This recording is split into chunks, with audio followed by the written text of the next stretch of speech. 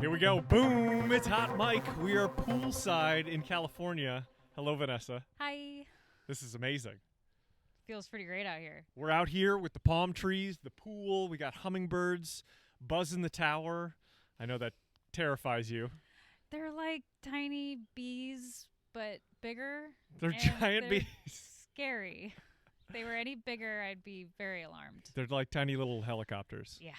But we're out here in nature, and we will be for the next few weeks. And this is amazing. We are here, and we're outside. We're avoiding winter. Yes, we are. But we'll be back. Yes, we are. Yeah. So, Hot Mike, poolside edition. All right. And what are we doing? We're going to break down UFC 268. Correct. And I didn't even go over any of those early prelims in my predictions. But one that I think we have to talk about is Chris Bennett. Is it Chris Bennett? Mm-hmm. Big boy, spinning wheel kick on our guy John Vellante, retiring him. That was incredible. And immediately went into a somersault butt smash. Oh, man. Nailed the landing. Stuck it. Beautiful. Yeah. Mm-hmm. So that was an incredible fight. So glad we didn't miss that on the early prelims.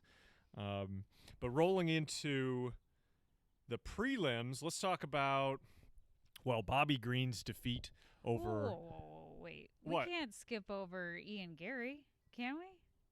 I guess we can't. Isn't that the new Irish boy? Talk about him. I mean, I guess he's getting a little more talk than he maybe needs, but I was not sure he was going to make it out of the first 20 seconds of that fight. He got clipped right away on the nose a couple times. He was getting pushed against the fence, and I wasn't sure he was going to make it. Yeah, it was. That was really close. So, I don't know. There was, I guess, a lot of hype coming in on this kid, and he really did get that guy finished in the first round. But he's really just taking pages out of Conor's playbook, and I'd really like to see him just do his own thing. Yeah. You don't need to stand in that man's shadow. Yeah. Just because you're your from own the same thing. country. Totally. Yeah. So hopefully we'll see that. Yeah, I hope so too. No more of this. We didn't come here to take part. We came to take over. That's his line. Like, get your own shtick. Get a writer. Just because you're both from Ireland. Like, there are tons of ways he could play this, and I think playing it exactly how Conor did, that's not the way to go. We'll see him do his own thing. We saw him on the microphone. He's not Conor McGregor. No, he's not. So, get your own shtick. Yeah. But, yeah, Ian Gary, he'll have a bright future. Absolutely. All right, what's the next fight we're talking about? We're going to go back to the prelims. Okay, now we're on the prelims. I think the real takeaway for me was Bobby Green looked slick and Al Iaquinta looked stiff. And Bobby's been active. He's got momentum behind this win streak that he's on, and Al's taking some time off. So that's not surprising that it went that way. He's still kind of hard to watch, though. He does this, like, acting thing. He's, like, getting real, I don't know, chummy, or I don't know the word for it, but it's a little much. Yeah, cheeky. Something like that. Yes. He's like acting and fighting at the same time. Well, he's always trying to get in your head, like your strikes aren't hurting. Wow, a roadrunner. You can't see him. Oh, he was too fast? That was incredible. But yeah, they're in this yard. My grandma's seen one, and now you've seen one. Wow. That was incredible. Wow. All right. Back to the fights. This is fantastic. Yeah, we got all this nature. Easily distracted outside. Birds. We're going to have hawks swooping down. This is pretty cool. We've never done the pod outside. No, we have Something not. different. Yeah. Okay. And then that main event on the prelims, Alex Pereira, that's how we saw that going. And that was fantastic. We saw a little bit of his grappling. He wasn't able to stop the takedown, but he was able to get back to his feet. Didn't take him too long to get back to work. He looked really strong. Yeah. Really strong. Yeah, that guy is... I think the division is on notice. Everyone thought it was... my prediction was going to be a left hook or a knee, and Pereira came with option B and gave a flying knee that was perfect, crisp, well-timed, and it was going to be a walk-off. And he really did try to walk off, but the ref hadn't stopped it, and he had to give him a couple more what-fors, and then it was over. I hope that Izzy gets to fight him again. Absolutely. So Izzy wants it too. He can have a definitive victory against him. Yeah. Yeah. I watched Izzy reacting to the fight. Oh, yeah. And before the fight started, he was saying he really wants Alex to do well. Because he's like, this is what the division needs. And we'll see what happens when he comes up against the Vittoris, the Costas, the Derek Brunsons, because they're the gatekeepers right now. And, yeah, is he going to have the same success against those guys as Izzy did? What we saw on Saturday, it's absolutely possible. Okay. Absolutely. Now we're into the main card. What a way to start that main card with Gaichi and Chandler. That was an incredible fight. Fight of the year. Mesmerizing. Yeah. That was mesmerizing violence. Yeah. That's the thing. Yeah. And that's what that was. And it was back and forth, and they were, trading, and then you think, at one point, Gaichi's going down. He gets rocked, and he's on chicken legs. And then it goes back the other way. The fact that this actually went the distance, incredible. I do wish they had 2 more rounds. Be very interested. I really think that 2 more rounds we would have seen Chandler get finished. Yeah. I say that, but they were both exhausted at the end of round 3. Wasn't that they would have fought a different fight? Yeah. If that was a 5-round fight, it wouldn't have gone that way. That makes sense. Yeah. That would only be if, for some crazy reason, our sport had overtime.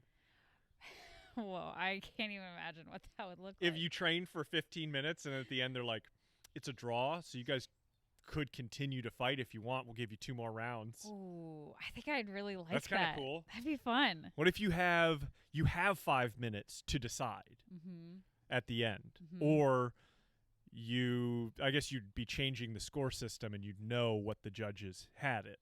And maybe going into that 3rd round, it's tied up and this is going to be a draw.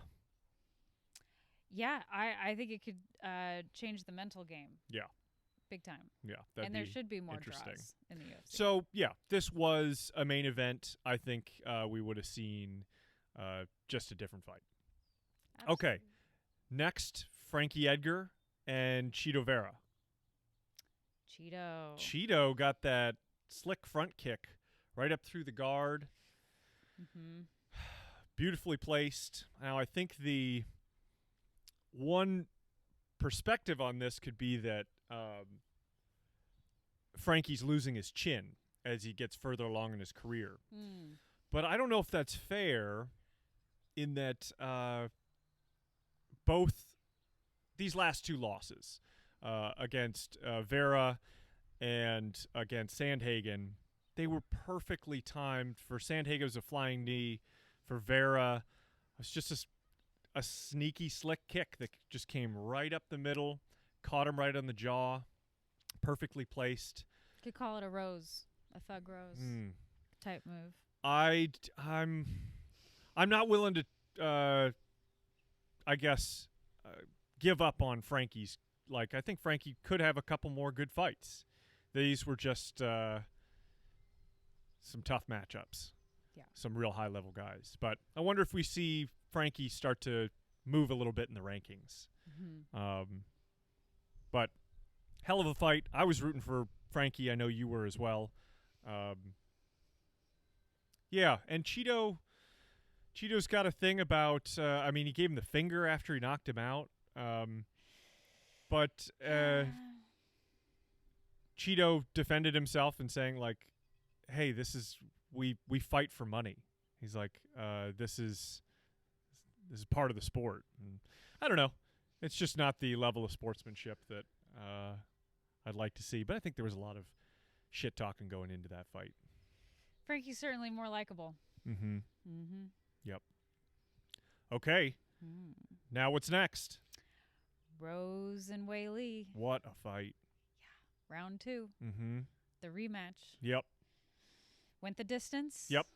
I think we saw the best of both fighters in this fight. Yep. I think so. That first fight, Wei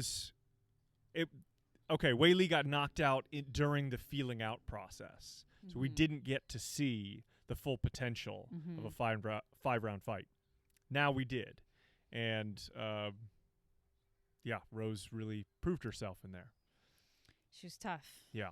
Yeah, she was getting some incredible repositionings. Like, there was a point where Wei Li was on top, and then she just totally reversed the position. And even though Wei Li looks bigger than her, I think Rose just has, I don't know, stronger core, stronger sense of inertia. She's just manipulating on the ground, grappling, so high level. Yep. And I was predicting that she would finish Wei Li on the ground. Wasn't the case, but I'm happy to see that Wei Li, I think if Wei Li was going to lose, that's how she wants to lose, is going the distance, going out on her shield. And Rose just had incredible timing. Like, her punches were getting through. She was doing a lot of good dodging. It was just slipping, rolling. It was beautiful. She's the best. And she lives in Colorado. Yes. Love that. Yep. Main event. We've just been on a streak of title fights and main events going the distance. Like, we're seeing all 5 rounds. So that makes for a long end of the night. And I'm a little fatigued by that point, but this was a clear, decisive victory from Usman. Covington at the post-fight press conference did not think so, even though he was very gracious in the octagon, and it really seemed like the beef between he and Kamaru had been squashed. He kind of changed his tune as soon as he got in front of the press, and he said he thought he won the fight. I didn't see that. That's his MO. I guess we only get to see the real Colby for glimpses. He's playing the publicity game. He's doing it well. He wants to stay in the game, and we saw that before he put on the shtick, even fighting as well as he did, he was not getting the kind of attention he needed to stay active. So as much as I hate it, can't blame him for just doing what he needed to do to keep fighting. Yep. And he called out Jorge Masvidal. Hell yes. That makes so much sense. I want to see that fight. That makes all the sense. They're both coming off of Usman losses. Yeah. And they used to be roommates and self-proclaimed best friends, and now they are totally bad blood. Bitter rivals. Yeah, I want to see that fight. That would be a barn burner. Yeah. Throwing it back just briefly to the prelims. Yes. What do you think of what was going on with Edmund Shabazian? Oh, yeah. I don't want to go past Shane Burgos' victory and Imavov. That was a really tough loss for Edmund. We got to see how tough that kid is, but and I really think he's got a bright future. He's still so young. I was rooting for him. Imavov, I'm not as familiar with, but he looked so good and completely dominated. And once he was really putting him in some awkward, dangerous positions on the ground, he was able to just start raining hellfire elbows that just split him open, Edmund. That poor kid was, his face was just hamburger.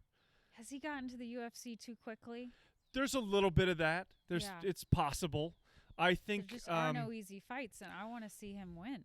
There are no easy fights. I do think because of the camp that he came out of, which is Ronda Rousey's camp, I do think he had enough hype that they kind of fed him to the wolves. But he won his first 3. That's true. In spectacular, like, first-round finishes. He's just now seeing the level of competition continues to elevate. Yeah. And, boy, Saturday was not his night. So back to the drawing board for Shabazian, and I look forward to seeing him fight again. I also really look forward to see Imavov fight. Oh, yeah. He was great. He now needs I'm a fan. A step up in competition. The other one that was a disappointment, and I'll eat crow on today, is Shane Burgo's win against Billy Corntillo. Still high on this kid, Billy, and I love watching him fight. I do think we got to see something out of him on Saturday, just his heart and his durability. But Burgos looked the best I've seen him look. And that was vicious. Yeah, he got it done. So, not the outcome I was, I guess, hoping for, but I want to see both those guys fight again. So, similar, I'm kind of echoing what I'm saying for Imavov and Shabazian. I don't think anyone loses stock in this fight. And we're jumping all over the place. I feel the same for Chandler. Like, Michael Chandler loses that fight, loses a unanimous decision, but I think his stock goes up. Like, I really think that could be a Hall of Fame fight. They could do a rematch. Yeah. Absolutely. Yeah. Oh, my God. One last shout out to Chris Curtis. Chris Curtis, yes. He was losing that fight. Also losing that round bad. And then, pow. Turned it around. That was an amazing victory. Yep. It's a good night for finishes. It was. And yet still so long. It's a long night. Well, when even the early prelims are stacked like that, it's like we're in for a long haul. And we missed the first 3 fights on the early prelims, which I'm sad I missed Jacoby's fight, but he got a decision victory. But they all went to decision. Those 3 fights that we missed, and then it was just bang, bang, bang, all finishes. Yeah. That was beautiful. That's awesome. Yeah, we got to that main card pretty quickly, and then it was just pure violence with Michael Chandler and Justin Gaichi. That was my fight of the night. I was dancing. I could not believe that thing went the distance. I'm trying to look up who did actually get fight of the night. Bonuses, Gaichi and Chandler. Great. Yeah, hang on. As it should be. If I can get in here. Those guys earned it. Looking things up on the fly. There's 6 winners. Barnett and Bobby Green, Good. Pereira, Marlon Vera, with Gaichi and Chandler. Great. Yeah, those were well called. Those are good picks. Yep. That's good. Get that money. All those guys deserve that bonus. Great fight night. Yeah. One for the ages. We made it in. Yeah. The only reason we missed those first 3 flights was because we had to take a nap after getting up at 5:30 a.m. to make a 9 a.m. flight. It's travel day. Yeah. Yeah. But we're here now. Yes, we're here. Beautiful Southern California. This weekend we've got Max Holloway against Yair Rodriguez. We're not going to break that down right now. We'll do that at the end of the week and review those fights and make some predictions, and it's going to be great. Enjoy the weather. Exactly. Awesome. You want to take a dip in the pool? Okay. All right. This has been Hot Mike. We're out. Bye.